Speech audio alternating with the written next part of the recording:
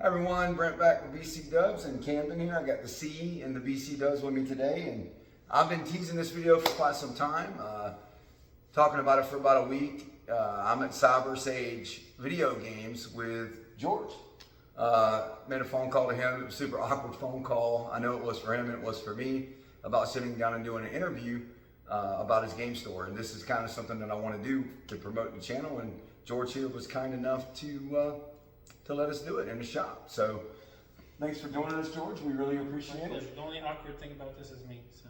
No, yeah, and me. I just started this 30 days ago, so still learning how to talk in the camera. So I want to sit, George, and maybe talk about a few things today that kind of got you into your love for video games and your passion for wanting to start a store and share the love for video games with other people. Okay. Well, my love for video games has actually been something I've had my whole life. I like to tell people I grew up with a joystick in my hand. It's kind of true. My father always spent all his money on the newest technology, so he always had to have the newest thing. So back in the 80s, he had the Atari, and he had the Commodore PET, and so there was always, I grew up in a household that always had video games. Sure. So I was always playing. So a lot of the video games I have are all from my childhood, and so it's I don't remember a time with video games not being a part of my life. As far as the business aspect of it is concerned, business actually kind of fell in my hands. The original company name was CD Trader. We had a store down in the Fort Lauderdale, Hollywood area. The company started in 1994. Started with the original owner. His name is Melvin. He saw some other trader type of shops, and he said, I could do this. And he took his own CD collection of about 200 CDs and opened a store, and it like slowly grew into this huge thing. He slowly incorporated video games into it and laser discs, and then over the years when DVDs came out, it was everything. It was like multimedia. Laser disc, this huge record size. Yeah, disc, I remember those. it's like 12. It's like a 12-inch CD. Yeah, they're massive. So I actually started working for him back in 1997. I was only 19 years old. I used to go to his store all the time because I loved. At the time, he started carrying PS1 games, and he had them like for the best price in town. So I was almost there daily, checking the stuff out. And so one day he's like, "Do you want to work for me or something? Because you're here every day." I was like, "Sure." So I started working for him on Sundays, just one day a week. And one Christmas season, he asked if I could work like 2 whole weeks because we was going to be really busy. Right.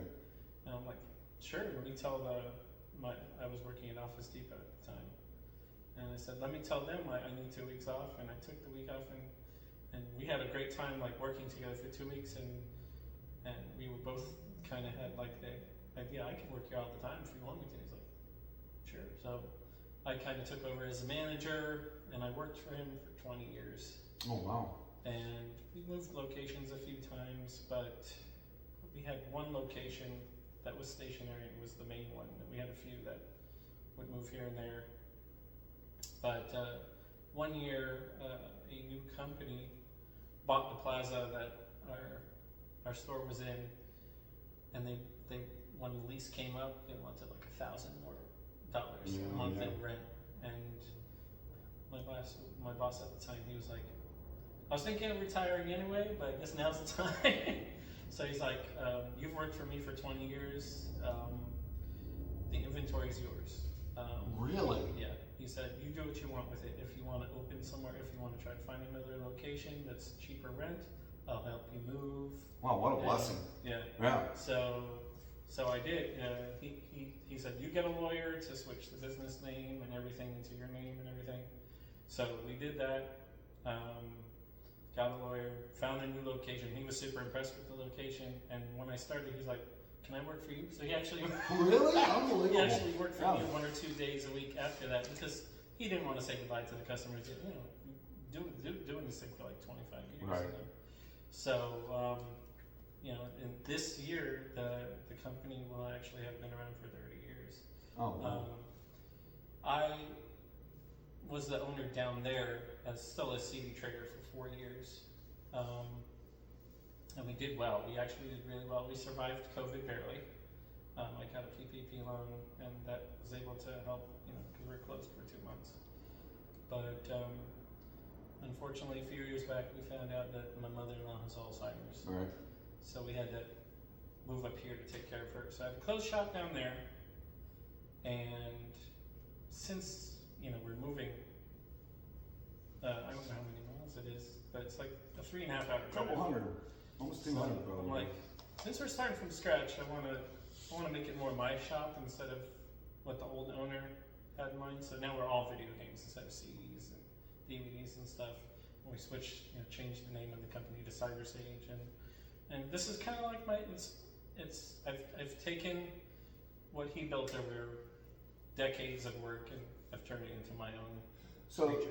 So let me ask you, so has the traffic, the in-store traffic, is it less because you're in a more rural city like Lakeland, Florida, as opposed to Fort Lauderdale? In the Hollywood, Fort Lauderdale area, well, the last location we were at was actually Davie, which is right on the edge of Fort Lauderdale.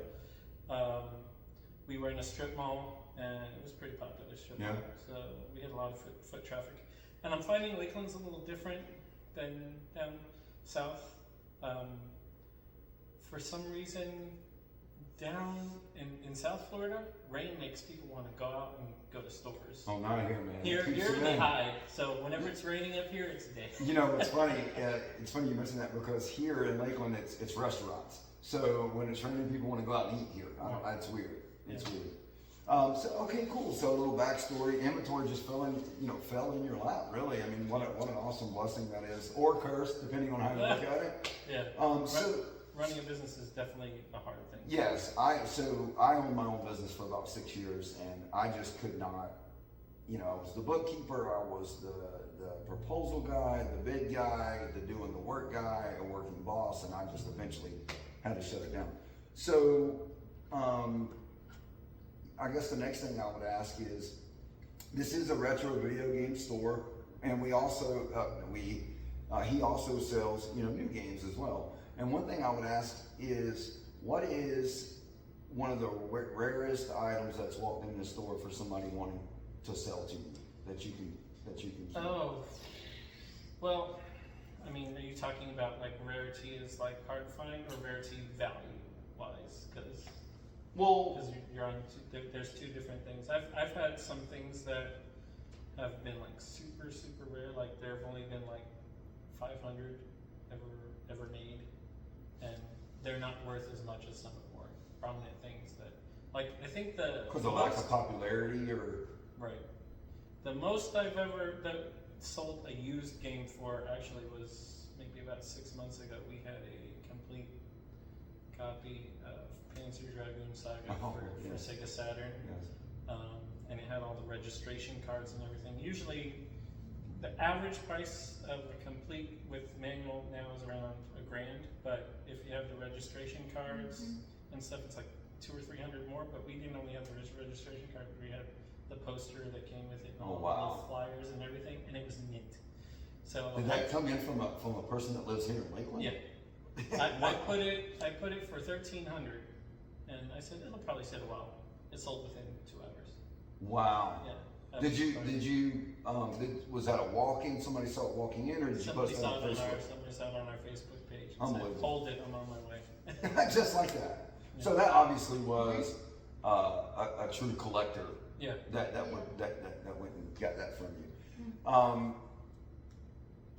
So kind of getting off of that, and one thing I would ask you, because I know you're a video gamer yourself, and you played your whole life, what is or was your favorite console when it came out at the time, or still is? It would be question number one. And number two, what is one or two of your favorite games of all time? Okay, that's kind of a mixed question. Growing up, I guess, through the years, in my young adult years, before Dreamcast came out in America, I had a friend that was opening his own little shop like this, and he was trying to do all the import stuff. And Dreamcast had just come out in Japan, Dreamcast, very popular and now. I had it in Yeah. my shop, and I fell in love with it. Right. That system, because it was like the first console where games were like arcade accurate, like Yeah. super arcade accurate. So I especially with all the fighting games and all the shooters, I loved that game system, I should say. Later through the years, though, I discovered, you know TurboGrafx 16. Sure. I'm sure you're familiar with it. In Japan, it was called the PC Engine, Yep. and the game selection for it in Japan, like, totally eclipses the pitiful selection we got here in America. We did Same get thing the for the CD. Dreamcast too, correct? Yes, but we got all the best titles here. But for TurboGrafx, the PC end, like there's a Castlevania game called Dracula X that we have it here now in like Virtual Console, and there's a physical copy you can get for PS4 now called in Castlevania Requiem. It comes with Symphony and Night of Dracula X. But the PC Engine, it's like two 8-bit processors, which is supposed to be 16-bit, and it has these great games. It has so many, I love shooters, like space shooters, like Gradius and R-Type and stuff like that. That system has so many of those. And what's really cool, since it has the CD add-on, is where it really shines. And there are tons of, as well as beautiful music. Like, even though it's 16-bit, there's like anime cutscenes in like all of the games, and it really brings an extra charm. So that system, like retrospectively, when I discovered all the cool things, it slowly became my favorite system afterwards. Even though Dreamcast was before, I went back and man, there's so many amazing. I notice now in the collector community on YouTube specifically that the Dreamcast now, and well, not right now, but over the last 3 or 4 years, has had a pretty big following. Right. And I shudder to think if Sega wouldn't have added so many daggone bolt-ons to their Genesis, they'd still be around today, because I think they really hit it out of the park with the Dreamcast. But I think people were at the time, and you may agree with me here, I think they were kind of burnt out because the 32X was a flop and all the stuff, and they were like, okay, is this another something that we got to plug into our Genesis or whatever? So, well, believe it or not, the reason Dreamcast is like really expensive now is the same reason that GameCube is expensive now, and it's that there's actually a formula. okay. Being in this business for over a quarter of a century, I figured out the formula. It's really weird.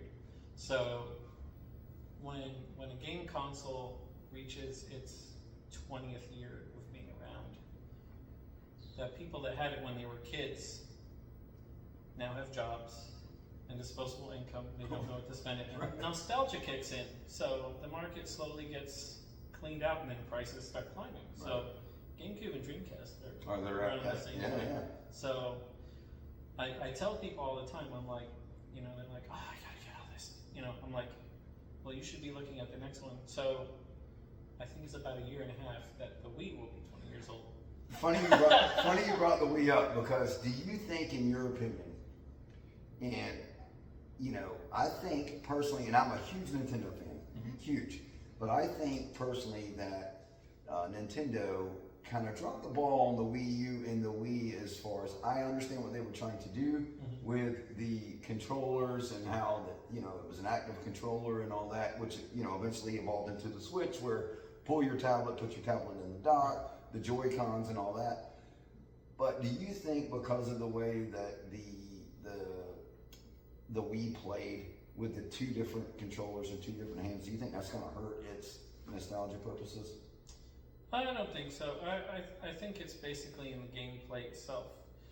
I'm finding through what people are asking me for as of late, because I'm already kind of seeing the Wii garner the interest. It's not crazy yet. I have a feeling in like a year or two it'll be crazy. I think the most popular, the GoldenEye, like N64 is like the killer app is GoldenEye. No, right, correct. The GoldenEye of the Wii seems to be the Mario Kart Wii game. I get at least one call a day. See it if you have it. Yeah. And What about Mario Galaxy 2? It's pretty popular too. I don't get calls for it though. Hard to find. When it comes in, it sells right away. But I get calls all the time. I think one of the reasons I get calls all the time for Mario Kart Wii is I heard that somebody made a private server so you can still play it online. You change the settings on your Wii. But that game in the past year has gone from being a $15, $20 game to a $35. Okay. Game, so it's creeping up. We have a few Wii games still left in the old collection at the house for sure.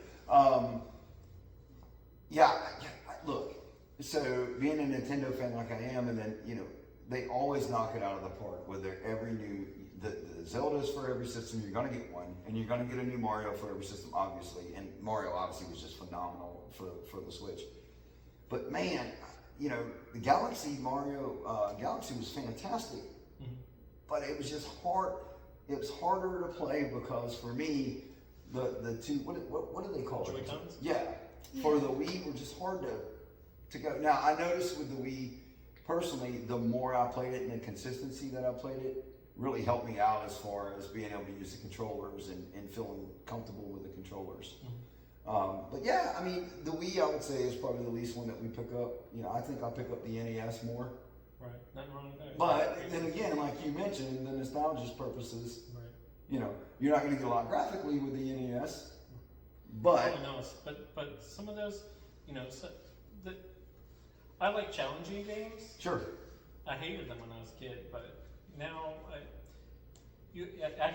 didn't answer the second part of the question. I'm sorry. You said what was my favorite game of all time, and my favorite game of all time has actually recently changed because Elden Ring has become my favorite game of all time. Okay. I like hard, difficult games because when it's even though you have to struggle to get there, when you finally persevere and kill that boss that killed you 150 times. I remember that feeling as a kid. I do remember that. He had a moment like that on the way over here. He's playing, what game is that, Kimmy? Geometry Dash. He plays Geometry Dash on his phone. It took him 700 attempts to beat this one level, and he just happened to beat it on the way over here. He was ecstatic. Yeah, he was screaming out loud. Called one of his buddies immediately.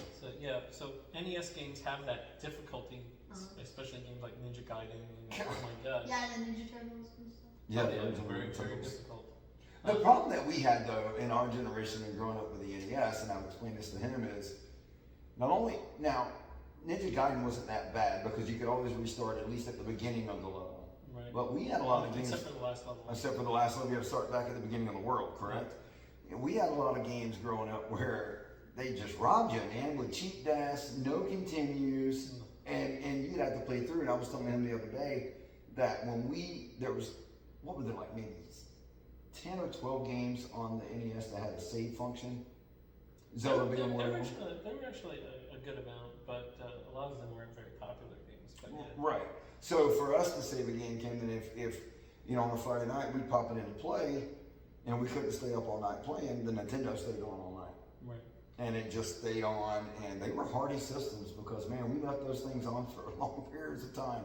Yeah, I tell you, I have customers asking me all the time if I fix PS5s, and I mean they've only been out like 4 or 5 years now. Yeah.